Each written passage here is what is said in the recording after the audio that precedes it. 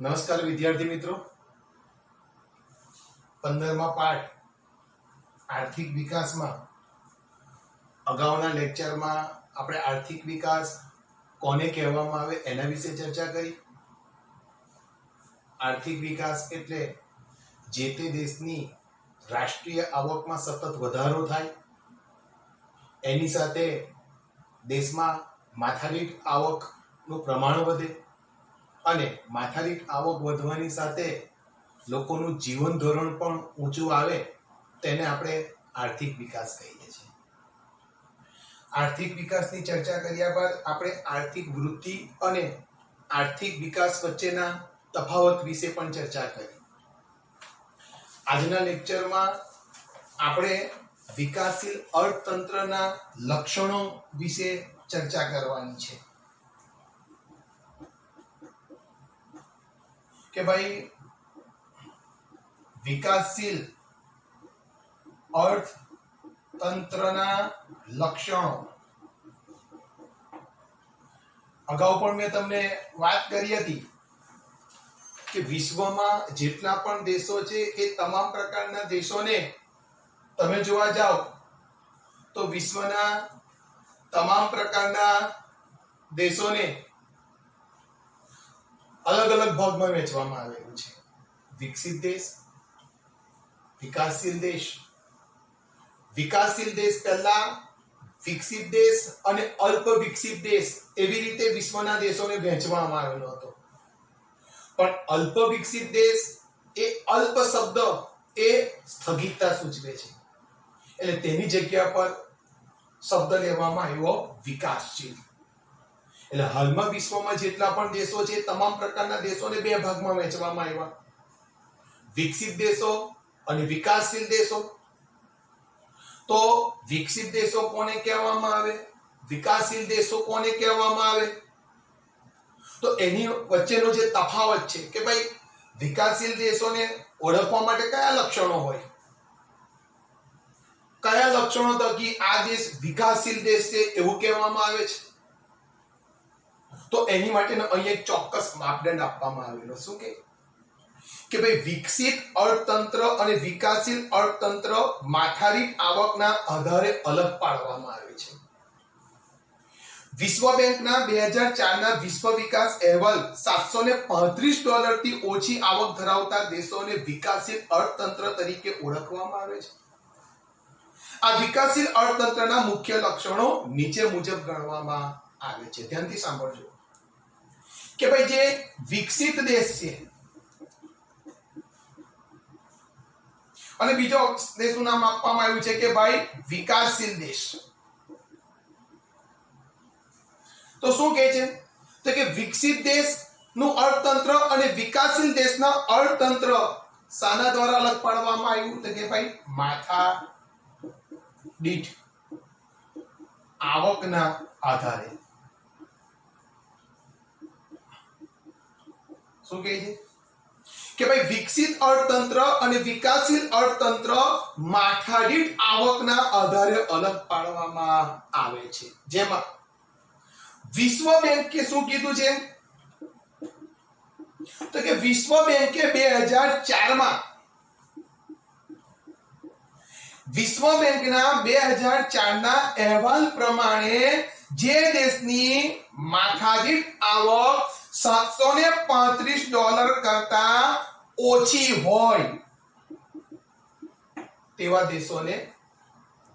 દેશોને વિકાસશીલ દેશો કહેવામાં આવે છે.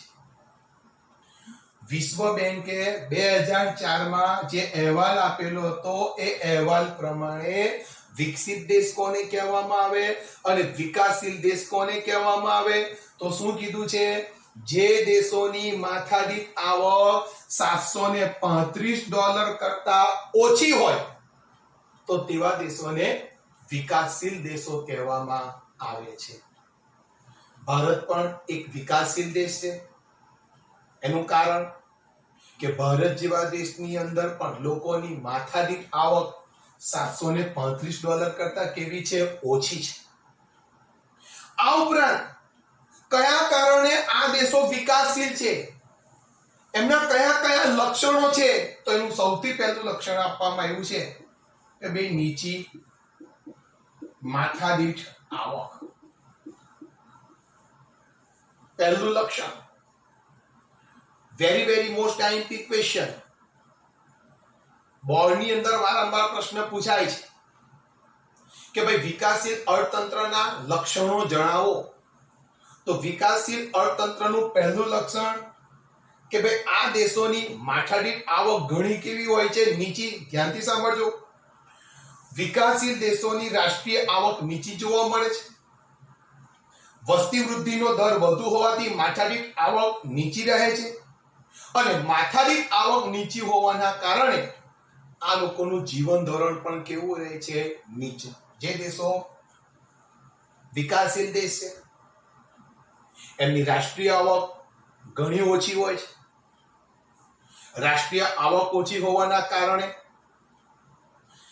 આ દેશના લોકોની માથાદીઠ આવક પણ ઘણી ઓછી હોય છે અને માથાદીઠ આવક ઓછી હોવાના કારણે આ લોકોનું જીવન ધોરણ પણ ખૂબ જ નીચું હોય છે. તો આ થયો વિકાસશીલ દેશોનું પહેલું લક્ષણ. ભાઈ કયા કારણે આ દેશોની રાષ્ટ્રીય આવક સતત ઓછી છે? કારણ કે આવા દેશોની અંદર વસ્તી વૃદ્ધિનો દર કેવો હોય છે? વધારે હોય છે. વસ્તી વૃદ્ધિના દરના કારણે રાષ્ટ્રીય આવક પણ ઓછી છે. એના કારણે માથાદીઠ આવક ઓછી છે અને માથાદીઠ આવક ઓછી હોવાના કારણે આ લોકોનું જીવન ધોરણ કેવું છે? નીચું છે. બીજું લક્ષણ શું કહે છે? વિકાસશીલ દેશોનું બીજું લક્ષણ એટલે કે ભાઈ વસ્તી વૃદ્ધિ એટલે કે વસ્તીમાં થતો વધારો. વિકાસશીલ દેશોનું બીજું લક્ષણ વસ્તીમાં વૃદ્ધિ એટલે શું?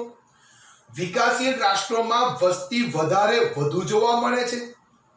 આવા દેશોમાં વસ્તી વૃદ્ધિનો દર 2% અથવા તેનાથી પણ વધુ જોવા મળે છે.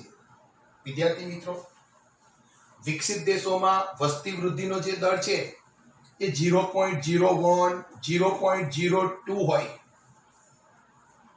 જ્યારે વિકાસશીલ જે દેશો છે એ વિકાસશીલ દેશોમાં વસ્તી વૃદ્ધિનો જે દર છે એ 2% કરતા પણ વધારે હોય છે.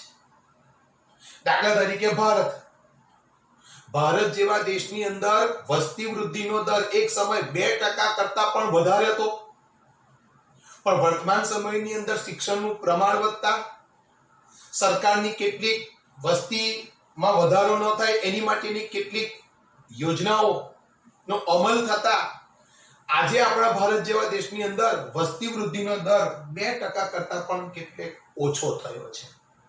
પણ ટૂંકમાં વસ્તી વૃદ્ધિનો દર 2% થી પણ વધારે હોય છે. કયા દેશોમાં? તો કે ભાઈ વિકાસશીલ દેશોમાં. હવે વિદ્યાર્થી મિત્રો વિચાર કરો, સતત ને સતત વસ્તી વધે તો પછી શું થાય? રોજગારી ન મળે. રોજગારી ન મળે એટલે બેરોજગાર થવું પડે. બેરોજગાર થવું પડે એટલે આવક ના હોય. આવક ના હોય એટલે આપણે શું? જીવન ધોરણની વસ્તુ આપણે પ્રાપ્ત ન કરી શકીએ. જીવન જરૂરી વસ્તુ પ્રાપ્ત ન થાય એટલે આપણું જીવન ધોરણ કેવું જાય? નીચું જાય. પરિણામે ગરીબી, બેકારી, બેરોજગારીનું પ્રમાણ આ વસ્તી વૃદ્ધિના દરના કારણે વધતું જાય છે. તો આ થયો વિકાસશીલ અર્થતંત્રનું બીજું લક્ષણ. ત્રીજું લક્ષણની વાત કહે છે કે ભાઈ કૃષિ ક્ષેત્ર પર અવલંબન. ધ્યાનથી સાંભળજો કે ભાઈ વિકાસશીલ જેટલા પણ દેશો છે એ તમામ પ્રકારના દેશોની મુખ્ય આર્થિક પ્રવૃત્તિ શું હોય છે? કૃષિ. કૃષિ એટલે કે ખેતી.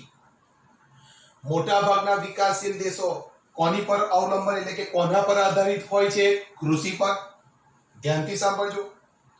વિકાસશીલ રાષ્ટ્રોમાં ખેતી મુખ્ય આર્થિક પ્રવૃત્તિ છે અને દેશના 60% કરતા પણ વધુ લોકો રોજગારી માટે ખેતી પર આધારિત હોય છે. દેશની રાષ્ટ્રીય આવકમાં પણ ખેતીનો ફાળો 25%ની આસપાસ હોય. જેટલા પણ વિકાસશીલ દેશો છે મિત્રો, એ તમામ પ્રકારના વિકાસશીલ દેશોની મુખ્ય આર્થિક પ્રવૃત્તિ કઈ હોય છે? ખેતી હોય છે. આજે પણ વિકાસશીલ દેશોમાં 60% કરતા પણ વધુ લોકો કૃષિ ક્ષેત્રે શું છે? જોડાયેલા હોય છે.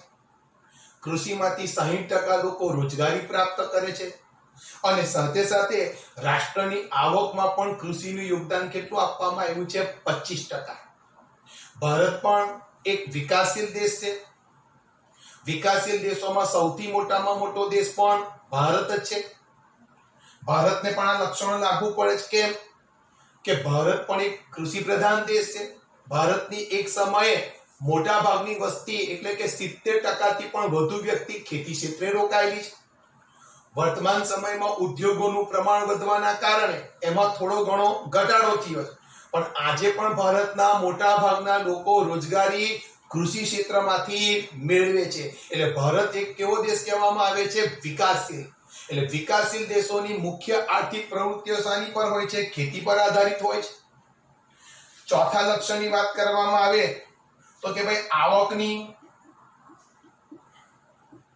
અસમાન વહેંચણી.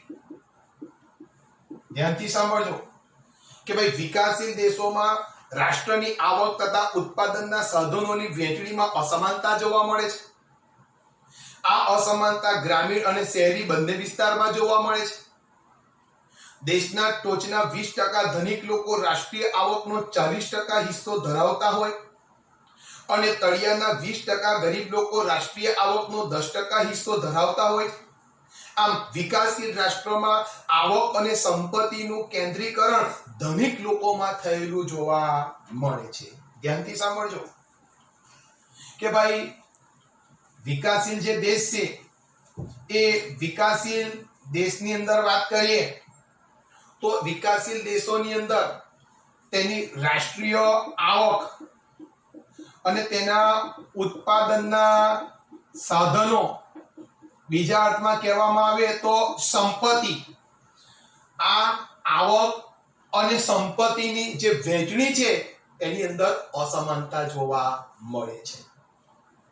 ભારત જેવા દેશની વાત કરીએ તો ભારત પણ એક વિકાસશીલ દેશ છે. ભારત જેવા દેશમાં પણ ભારતની જે રાષ્ટ્રીય આવક છે, ઉત્પાદનના જે સાધનો છે, જે સંપત્તિ છે તેની વહેંચણી સમાન થવાના બદલે અસમાન જોવા મળે છે. એટલે ભારતમાં થયું શું? ધનિક વધારે ધનિક બને છે અને ગરીબ વધારે ગરીબ બને છે. એનું કારણ કે સરકારની જેટલી પણ યોજના છે, સરકારની જેટલી પણ આવક છે, એનો લાભ ખરેખર જેટલો ગરીબને મળવો જોઈએ તેટલો ગરીબને મળતો નથી અને જેને ન મળવો જોઈએ તેને વધારે મળે છે. પરિણામ સંજોગોમાં ભારત જેવા દેશની અંદર ધનિક વધારે ધનિક અને ગરીબ વધારે ગરીબ. એનું એક્ઝામ્પલ એ આપવામાં આવ્યું છે કે ભાઈ ભારત જેવા દેશની અંદર ટોચના 20% વસ્તી જે છે, હવે આ ટોચના 20% જે ધનિક લોકો છે એને રાષ્ટ્રીય આવકનો 40% હિસ્સો મળે છે. હવે આ ટોચના 20% છે કે જેમની પાસે તમામ પ્રકારની સંપત્તિ, તમામ પ્રકારની આવક છે, તો આવા લોકોને દેશની રાષ્ટ્રીય આવકનો 40% હિસ્સો મળે છે. અને દેશના તળિયાના જે 20% લોકો છે, તળિયાના એટલે કે અતિ નિમ્ન વર્ગ, હવે આ અતિ નિમ્ન વર્ગ છે કે જેની પાસે આવક નથી, ભૌતિક ચીજ વસ્તુઓ નથી, તો તેવા લોકોને તમે જોવા જાઓ તો એમને માત્ર ભારતની રાષ્ટ્રીય આવકનો માત્ર કેટલા હિસ્સો મળે છે? 10%. હવે જેને જરૂર નથી તેને 40% મળે છે. જેને દેશમાં ખરેખર જરૂર તેને માત્ર 10% મળે. પરિણામ શું આવે? તો કે ધનિક વધારે ધનિક, ગરીબ વધારે ગરીબ બને છે. એટલે ભારત જેવા એટલે કે વિકાસશીલ દેશોની અંદર રાષ્ટ્રીય આવક અને સંપત્તિનું કેન્દ્રીકરણ માત્ર ને માત્ર ધનિક લોકોમાં થયું છે. એટલે ધનિકો જ વધારે ધનિક બને છે અને ગરીબ વધારે ગરીબ બને છે. તો આ પણ વિકાસશીલ અર્થતંત્રનું એક ચોથું લક્ષણ છે. તદુપરાંત આજે આપણે પાંચમા લક્ષણની વાત કરીએ કે ભાઈ વિકાસશીલ અર્થતંત્રનું પાંચમું લક્ષણ કયું? તો આપવામાં આવ્યું છે શું? બેરોજગારી. બેરોજગારી એ વિકાસશીલ દેશનું મહત્વનું લક્ષણ ગણી શકાય. આ દેશોમાં બેરોજગારીનું પ્રમાણ કુલ શ્રમિકોના 3% કરતા પણ વધુ હોય છે. આ દેશોમાં બેરોજગારી જુદા જુદા સ્વરૂપે જેવી કે મોસમી બેરોજગારી, છુપી બેરોજગારી, ઔદ્યોગિક બેરોજગારી વગેરે જોવા મળે છે, જે બેરોજગારી લાંબા ગાળાની હોય છે. હવે વિદ્યાર્થી મિત્રો, આપણે અગાઉ જોયું કે ભાઈ વિકાસશીલ દેશોમાં વસ્તી વૃદ્ધિનો દર વધારે હોય છે. આવા દેશોમાં વસ્તીનું પ્રમાણ સતત ને સતત શું થાય? વધતું જાય. સતત ને સતત વસ્તીનું પ્રમાણ વધતું જાય એટલે સ્વાભાવિક વસ્તુ થાય કે બેરોજગારીની સમસ્યા ઉદ્ભવે. આ બેરોજગારીનું પ્રમાણ વિકાસશીલ દેશોની વાત કરવામાં આવે તો શ્રમિકોની અંદર કેટલા ટકા બતાવવામાં આવ્યું છે? 3%. આમાં પણ તમે જોવા જાઓ કે આ દેશોની અંદર પાછી બેરોજગારી અલગ અલગ પ્રકારની જોવા મળે. બેરોજગારીના પણ અલગ અલગ પ્રકાર, જેમાં પહેલું આપવામાં આવ્યું છે મોસમી. આ તમામ પ્રકારના પ્રકારોની આવનાર ટોપિકમાં આપણે વિગતે ચર્ચા કરીશું. પણ અહીંયા આપવામાં આવ્યું છે મોસમી. મોસમી એટલે કે અમુક ઋતુ દરમિયાન જ રોજગારી પ્રાપ્ત થાય. દાખલા તરીકે ભારત ખેતી પ્રધાન દેશ છે, એટલે ચોમાસું આવે એટલે ચોમાસા દરમિયાન લોકોને રોજગારી મળે. ઉનાળાની ઋતુની અંદર ખેતી ક્ષેત્ર કોઈ કામ ના હોય તો એટલો સમય આ શ્રમિકોને, ખેડૂતોને બેકાર બેસવું પડે, એટલે એને કહેવામાં આવે છે મોસમી બેરોજગારી. છુપી બેરોજગારી એટલે શું? જેને પ્રચ્છન્ન બેરોજગારી પણ કહેવામાં આવે છે, કે જે એને આપણે જોઈ શકતા નથી. ઉત્પાદનના કાર્યમાં જેટલા લોકો જોડાયેલા છે એમાં કેટલાક લોકો વધારાના પણ જોડાયેલા છે. એ વધારાના લોકોને જો તમે કાઢી પણ નાખો તો પણ ઉત્પાદનમાં કોઈ ફરક પડવાનું નથી. તો આને પ્રચ્છન્ન કાં તો છુપી બેરોજગારી કે. અને ઔદ્યોગિક ક્ષેત્રે થયેલા નવા સંશોધનના કારણે, નવા યંત્રોના કારણે, નવી ટેકનોલોજીના કારણે શ્રમિકોને તેનું જ્ઞાન ન હોય એટલે કેટલોક સમય સુધી એમને બેરોજગાર રહેવું પડે છે. ફોર એક્ઝામ્પલ કે ભાઈ કોમ્પ્યુટર નહોતો તો તે સમયે કોમ્પ્યુટરનું કામ મોટાભાગના લોકો હાથથી ચોપડાઓમાં લખવામાં આવતું. આજે કોમ્પ્યુટર આવવાના કારણે, કોમ્પ્યુટરનું જ્ઞાન ન હોવાના કારણે પેલા લોકોને બેરોજગાર થવું પડે. તો આને ઔદ્યોગિક બેરોજગારી કહેવામાં આવે છે. તો વિકાસશીલ દેશોનું આ સૌથી મોટામાં મોટું લક્ષણ છે, બેરોજગારી. કે ભાઈ આવા દેશોની અંદર બેરોજગારીનું પ્રમાણ વધારે હોય અને તે પણ પાછી કેવા ગાળાની? લાંબા ગાળાની. લાંબા ગાળા સમય સુધી મોટા ભાગના લોકોને બેરોજગાર રહેવું પડે છે. આ ઉપરાંત છઠ્ઠું આપવામાં આવ્યું છે કે ભાઈ ગરીબી. વિકાસશીલ અર્થતંત્રનું છઠ્ઠું લક્ષણ શું છે? ગરીબી. એટલે કે ગરીબી એ વિકાસશીલ રાષ્ટ્રનું લક્ષણ છે. જે લોકો પોતાની પ્રાથમિક જરૂરિયાત જેવી કે કઈ અનાજ, કપડા, રહેઠાણ, શિક્ષણ, આરોગ્ય જેવી સેવાઓ સંતોષી ન શકતા હોય એવા લોકોને ગરીબ કહેવામાં આવે છે. વિકાસશીલ દેશમાં આવા લોકોનું પ્રમાણ લગભગ કુલ વસ્તીના 3 ભાગ જેટલી છે. આપણે વાત કરીએ કે ભાઈ હવે દેશમાં વસ્તી વૃદ્ધિનો દર વધારે હોય, સતત વસ્તી વધતી હોય, એની સામે રોજગારી ન મળે એટલે મોટા ભાગના લોકોને બેરોજગાર રહેવું પડે. બેરોજગાર રહેવું પડે એટલે લોકોની આવકનું પ્રમાણ ખૂબ ઓછું હોય. એટલે પરિણામે બેરોજગારીની સમસ્યાની સાથે સાથે ગરીબીની સમસ્યા પણ શું થાય છે? ઉદ્ભવે છે. હવે વાત કરીએ કે ભાઈ ગરીબ કોને કહેવાય? તો કે એવા લોકો કે જે લોકો પોતાની જીવન જરૂરિયાતની ચીજ વસ્તુ, જે પોતાના જીવનનું અસ્તિત્વ ટકાવી રાખવા માટે ખૂબ જરૂરી, કયું? તો કે ભાઈ અનાજ, કપડા, રહેઠાણ, શિક્ષણ અને આરોગ્ય. આવી પ્રાથમિક જરૂરિયાત પણ જે વ્યક્તિ પોતે સંતોષી શકતો ન હોય, કાં તો આ પ્રાથમિક જરૂરિયાત મેળવવા માટે જેની પાસે એટલી આવક ન હોય, તો આવા લોકોને ગરીબ કહેવામાં આવે છે. આવી પરિસ્થિતિને ગરીબી કહેવામાં આવે છે. વિકાસશીલ જેવા દેશોની અંદર તેની કુલ વસ્તીના 3 ભાગની વસ્તી શું જોવા મળે છે? ગરીબ જોવા મળે છે. 3 ભાગની વસ્તી ગરીબ જોવા મળે છે. તદુપરાંત 7મું આપવામાં આવ્યું છે, જેનું નામ આપવામાં આવ્યું છે દ્વિમુખી અર્થતંત્ર. વિકાસશીલ અર્થતંત્રનું 7મું લક્ષણ કયું આપવામાં આવ્યું છે? દ્વિમુખી. એટલે કે શું? વિકાસશીલ દેશોમાં અર્થતંત્રનું દ્વિમુખી સ્વરૂપ પ્રવર્તે. દ્વિ એટલે 2. એક બાજુ ગ્રામ્ય વિસ્તારમાં પછાત ખેત પદ્ધતિ, જૂની પુરાણી યંત્ર સામગ્રી, રૂઢિચુસ્ત સામાજિક માળખું, પરિણામે ત્યાં ઉત્પાદન ઓછું જોવા મળે છે. જ્યારે બીજી બાજુ શહેરી ક્ષેત્રમાં આધુનિક ઉદ્યોગો, નવી ઉત્પાદન પદ્ધતિ, આધુનિક યંત્રો તેમજ વૈભવી જીવનશૈલી જોવા મળે છે. ભાઈ ભારત જેવા દેશની વાત કરીએ તો ભારત પણ એક વિકાસશીલ અર્થતંત્ર દેશ છે. ભારત જેવા દેશમાં પણ દ્વિમુખી અર્થતંત્ર પ્રવર્તે છે. કેમ કે ભાઈ ગામડાનું જે જીવન છે એની સામે તમે જોવા જાઓ શહેરોનું જીવન જો તો બંનેની વચ્ચે ઘણો બધો તફાવત છે. આજે પણ ગામડાની અંદર જૂની પુરાણી ખેતી, જૂના પુરાણા યંત્રો, તદુપરાંત આજે પણ રૂઢિચુસ્ત માળખું ધરાવે, આજે પણ રૂઢિચુસ્તતામાં માનનારા લોકો. પરિણામ સંજોગોમાં જૂની પુરાણી ખેતી, જૂના યંત્રો, રૂઢિચુસ્ત માળખું, પરિણામ સંજોગોમાં આજે પણ ગામડાઓમાં ખેતી ઉત્પાદન કેવું જોવા મળે છે? ઓછું. જ્યારે ગામડાની તુલનામાં શહેરોમાં તમે જો નવા નવા ઉદ્યોગો, નવી નવી ટેકનોલોજી, નવા નવા યંત્રો, આધુનિક યંત્રો, પરિણામ સંજોગોમાં ત્યાં ઉત્પાદનનું પ્રમાણ કેવું જોવા મળે છે? વધારે. અને ગ્રામ્ય વસ્તી કરતા શહેરી વસ્તીના લોકોનું જીવન ધોરણ કેવું હોય છે? વૈભવી હોય છે. એટલે એક જ દેશ હોવા છતાં ગામડા અને શહેરનું જીવન કેવું જોવા મળે છે? અલગ અલગ. તો આ પણ એક વિકાસશીલ અર્થતંત્રનું લક્ષણ છે. તદુપરાંત 8મી વાત કરીએ, પાયાની પર્યાપ્ત સેવાઓ. પાયાની પર્યાપ્ત સેવાઓ એટલે શું?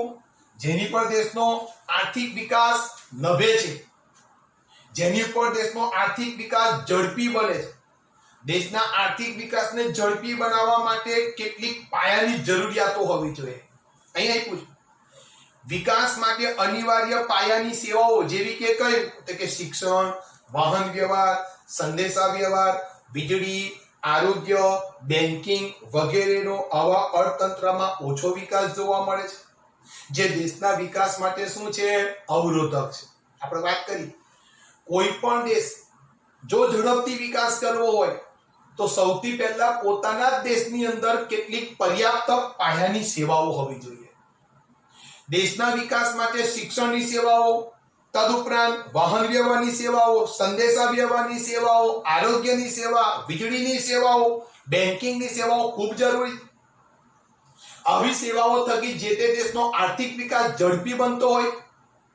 પણ વિકાસશીલ જેવા અર્થતંત્ર ધરાવતા લક્ષણોની અંદર પર્યાપ્ત માત્રામાં પાયાની સેવાઓ મળતી નથી. પરિણામે આવા દેશોનો વિકાસ શું થાય છે? રૂંધાય છે. આવા દેશોનો વિકાસ શું થાય છે?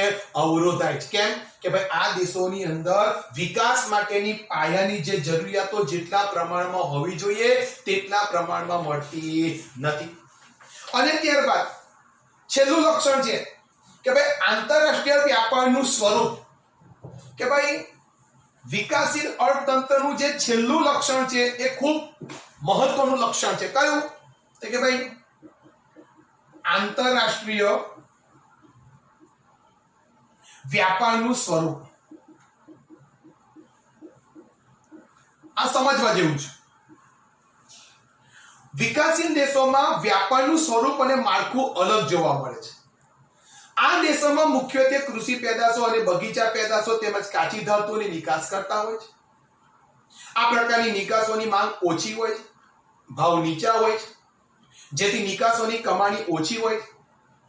જ્યારે આયાતો ઔદ્યોગિક પેદાશો અને યંત્ર સામગ્રીની હોય છે. આ વસ્તુઓના ભાવો વધુ હોવાથી આયાતો પાછળનું ખર્ચ વધે છે. આમ વિકાસશીલ રાષ્ટ્રો માટે વિદેશ વ્યાપારની શરતો પ્રતિકૂળ રહેવાથી દેશ ઉપર વિદેશી દેવું વધે છે. હવે ત્યાંથી સમજો કે ભાઈ વિકાસશીલ અર્થતંત્રનું સૌથી મહત્વનું લક્ષણ છે આંતરરાષ્ટ્રીય વ્યાપારનું સ્વરૂપ. તો કે ભાઈ આવા દેશોની અંદર તેના વ્યાપારનું સ્વરૂપ અલગ અલગ જોવા મળે છે. કેવી રીતે? તો કે ભાઈ જે વિકાસશીલ દેશો છે એની આયાત અને તેમની નિકાસની આપણે વાત કરીએ તો સૌથી પહેલા આયાત એટલે શું? બીજા દેશમાંથી વસ્તુનું શું કરવું? ખરીદવું. અને નિકાસ એટલે શું? આપણા દેશની ચીજ વસ્તુ બીજા દેશોમાં શું કરવું? વેચવું. હવે તમે ધ્યાન આપજો કે ભાઈ વિકાસશીલ દેશોની મુખ્ય જે નિકાસો છે એ મોટા ભાગની જે નિકાસો છે શાની છે? બગીચાની છે, કૃષિની છે, તદુપરાંત કાચી ધાતુઓની છે. ધ્યાનથી સાંભળજો. વિકાસશીલ દેશોની મોટાભાગની નિકાસ કઈ કઈ છે? કઈ કઈ વસ્તુની નિકાસ આપણે બીજા દેશમાં કરીએ? તો કે બગીચા આધારિત વસ્તુઓ, કૃષિ આધારિત વસ્તુઓ, કાચી ધાતુઓ. હવે શું છે કે ભાઈ આ તમામ પ્રકારની વસ્તુઓની વિદેશોમાં માંગ કેવી છે? ઓછી છે. હવે સ્વાભાવિક વસ્તુ છે, માંગ ઓછી હોય એટલે ભાવ પણ કેવા હોય? ઓછા. હંમેશા યાદ રાખજો કે ચીજ વસ્તુની માંગ વધારે હોય તો ભાવ કેવા હોય? વધારે. એક તો વિકાસશીલ દેશોની નિકાસ બગીચા આધારિત હોય, કૃષિ આધારિત હોય, કાચી ધાતુઓ આધારિત હોય. વિદેશોમાં તેની માંગ પાછી કેવી હોય છે? ઓછી. પરિણામે આપણને અહીંયા કમાણી કેવી મળે છે? ઓછી. એટલે કે નિકાસથી જે કમાણી થવી જોઈએ તે થતી નથી. હવે શું કહે કે ભાઈ આ જે વિકાસશીલ દેશો છે એની આયાતોની વાત કરીએ કે બીજા દેશો પાસેથી શું આયાત કરે છે? તો કે મોંઘા મોંઘા શું? તો કે યંત્રો. તદુપરાંત ઔદ્યોગિક શું? પેદાશો, જેની માંગ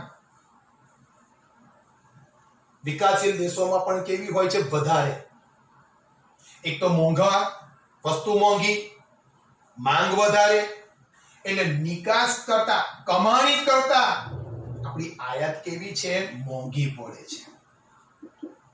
એટલે હવે આપણે આપણી આ જરૂરિયાતો પૂરી કરવી હોય એટલે આપણે શું કરીએ? જે તે દેશ પાસેથી શું કરીએ? લોન લઈએ. વિશ્વ બેંક પાસેથી લોન લઈએ. પરિણામ સંજોગોમાં આપણી નિકાસ કરતા આપણી આયાત કેવી પડે છે? મોંઘી. અને તેને પ્રાપ્ત કરવા માટે આપણે શું કરવું પડે છે? દેવું કરવું પડે છે. પરિણામ સંજોગોમાં નિકાસની કમાણી કરતા આયાતની ખરીદી મોંઘી છે. પરિણામ સંજોગોમાં એને મેળવવા માટે આપણે દેવું કરવું પડે છે. પરિણામ સંજોગોમાં આ વિકાસશીલ દેશનું આંતરરાષ્ટ્રીય વ્યાપારનું સ્વરૂપ એ સૌથી મહત્વનું શું છે? લક્ષણ છે. આ વિકાસશીલ દેશોનો મુખ્યત્વે ઉપર મુજબના લક્ષણો જોવા મળે છે.